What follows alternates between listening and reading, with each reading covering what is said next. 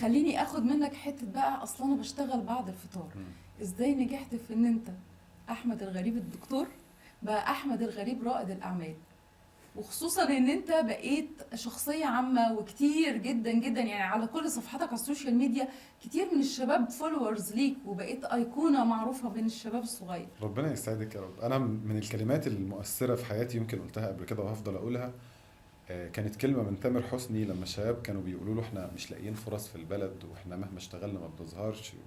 كانت فتره كده فكتب بوست طويل في كلمتين شدوني قوي، اللي هو اشتغل لحد ما تبقى انت الشغلانه.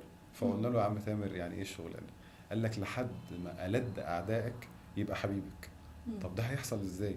قال لك لان الشغلانه ده يعني بيبقى ميزان الماركت او ميزان السوق، مم. فاعدائه بيبقوا محتاجينه زي ما حبايبه محتاجينه. مم. اعدائه عارفين ان هو لو ما بقاش موجود في الماركت الماركت هيختل. مم. اعدائه عارفين ان هو لو ما بقاش موجود في الماركت مش هيلاقوا حد ينقشوا منه. مم. اعدائه. فالنهارده لا يعني اشتغل لحد ما تبقى انت الشغلانه دي، هي الكلمه اللي انا دايما بنصح بيها. مم. طوبه على طوبه بتبني جدار. اوعى تستهون باي خطوه انت بتعملها. مشكله اغلب الشباب في مصر النهارده انه فعلا عايز ينجح، مم. بس عملت ايه علشان تنجح؟ مم. ولا اي حاجه. هروح اشتغل في وظيفه هاخد فيها رقم قليل. اشتغل. ما الوظيفه اللي بالقليل هي اللي هتجيب لك المتوسط، والمتوسط هيجيب لك الكبير. وعلاقاتك في الدنيا هي اهم حاجه. يا شفتوا بقى، كرييتيف وبي ار، عشان انا دايما بقعد اقول لهم، اصل اصحابي بيفضلوا يقولوا لي ميادة كرييتيف. يعني طب يا جماعه، ما هو ده، ما انا لو مش كرييتيف في كل حاجه، يعني حتى الناس كلها كانت تقعد تقول يمكن انتوا شغلكم عشان الميديا فيه كرييتيف. انا شايفه لا، انا بالنسبه لي احمد الغريب كرييتيف في الميديكال فيلد، وطبعا احنا عندنا اصحابنا كتير في الحته دي يعني متميزين.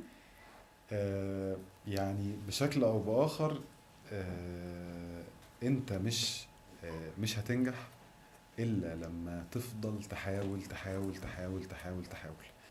في حاجات في حياتك لا تقيم بأي نقود ولا بأي فلوس، من ضمنها علاقاتك. طب انت هتعمل علاقاتك دي ازاي وانت نايم في البيت؟ مم. هتعمل علاقاتك ازاي وانت رافض تشتغل في شركة او في مكان عشان هيدوني فلوس يا دوب تجيب هم المواصلات؟ طب احمد ربنا ان هي جابت هم المواصلات. مم. في ناس بتروح تدفع فلوس للشركات علشان تتدرب عندها، وفي ناس بتروح تدفع فلوس في الشركات عشان تحس انها في بيئة عمل وعايشة.